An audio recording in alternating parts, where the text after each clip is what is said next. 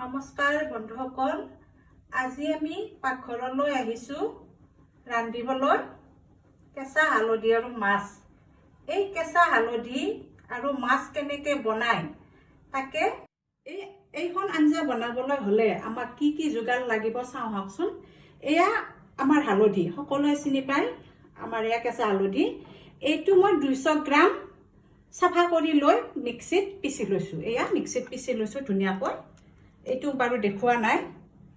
আৰু এয়া মাছ আৰু এয়া আলুটো ধুনীয়াকৈ বইল কৰি লৈছোঁ। আৰু এয়াটো আদা নহৰু লাগিব, নিমখ লাগিব, হালধিৰ আঞ্জা যিহেতু হালধিটো নালাগে। আৰু এয়া লৈছোঁ ধনিয়া গুড়া, আৰু এয়া লৈছোঁ জিৰাৰ লগত অকণমান তেজপাত মিহলি কৰি আগতে মই পিচি থৈছিলোঁ। এইটো সেনেকৈ বনাওঁ আমি হেৰিটো, জিৰা আৰু হেৰিটো তেজপাতটো এইটো। আৰু এতিয়া আমি এই গেছটো জ্বলাই থৈছোঁ আৰু তেলটো গৰম হৈছে। এতিয়া আমি পিঁয়াজটো দি দিম।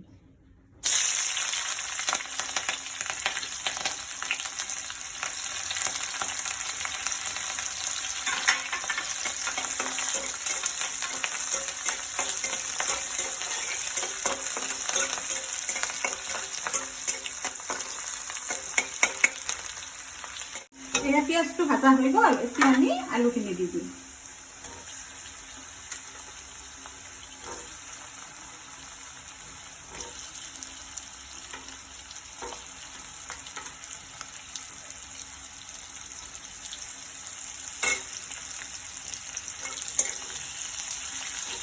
আলুখিনি আমি ধুনীয়াকৈ ভাজি লওঁ।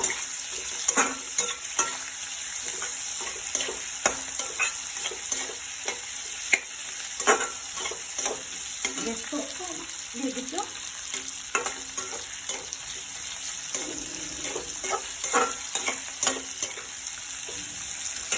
এতিয়া আমি ইয়াতে মছলা দিম। এয়া দিলোঁ নিমখ 1 চামুচ দিছোঁ।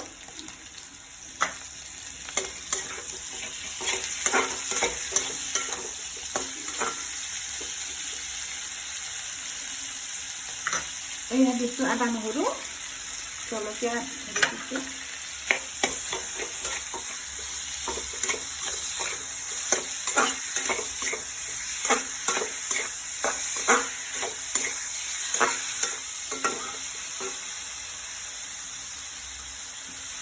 এয়া দিছোঁ 1 চামুচ দিছোঁ জিৰা গুড়ি।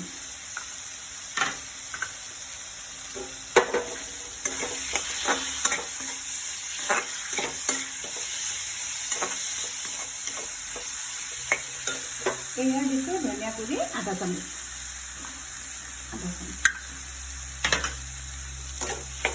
এতিয়া এইখিনি আমি ধুনীয়াকৈ ভাজি ল'ব লাগিব। এতিয়া আমাৰ এয়া ভাজা হৈ গ'ল।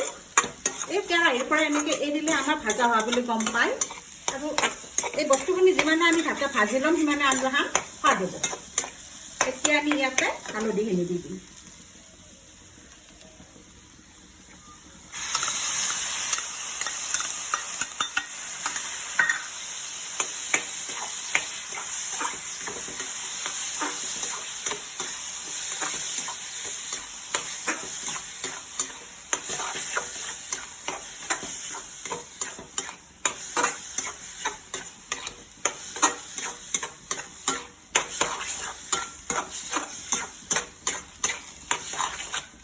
নিমখ লাগিব আৰু নিমখটো আপোনালোকে সোৱাদ অনুযায়ী দিব, যিমান প্ৰয়োজন হয়। সেইটো অকণমান কম হৈছিলে, এতিয়া দি দিলোঁ।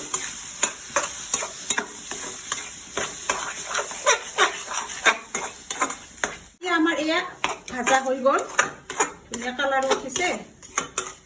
এতিয়া অলপ মই গৰম পানী কৰি থৈছোঁ, এই গৰম পানীখিনি দি দিছোঁ।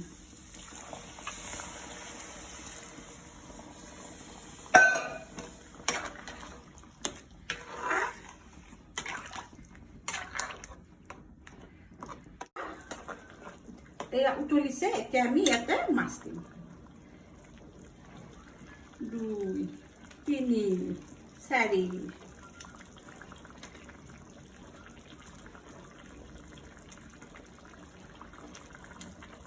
মাছ দিলোঁ এতিয়া আমি ইয়াতে ঢাকনি এখন দি দিম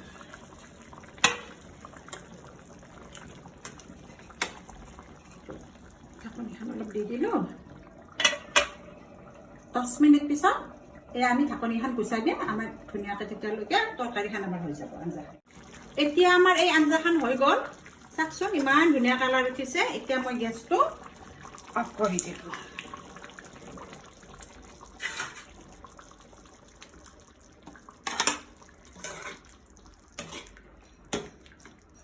এই আঞ্জাখন বনাবলৈ হ'লে মোৰ এতিয়া 50 মিনিট লাগিলে এইটো আপোনালোকে মিলাই ল'ব বেছিকৈ বনালে হয়তো অলপ বেছি সময় লাগিব আমি বেছিকৈ বনোৱা নাই কাৰণে অলপ মানে সময়টো কম লাগিছে